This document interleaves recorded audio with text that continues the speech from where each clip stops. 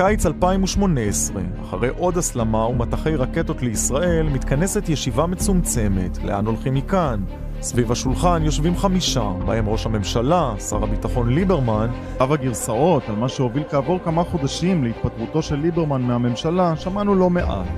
גוטרמן, דמות לא פוליטית, בראיון ראשון מספר מה באמת קרה שם בחדר, לאשר שנתניהו לא רצה לחסל את בכירי חמאס.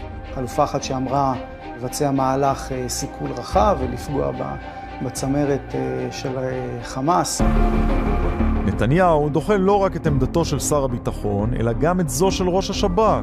ארגמן ממליץ לחסל את סינואר ודף, אבל נתניהו רוצה הסדרה ושקט, לא להילחם אלא לשלם. במקביל, נתניהו מקבל מידע מודיעיני חד משמעי, לפיו קטר מממנת בערוצים חשאיים את הזרוע הצבאית של חמאס, לא פחות. זה לא מונע ממנו בכל זאת להתבסס על הקטרים. לפי המתווה שגובש לידי חודש יוזרמו לעזה $30 מיליון.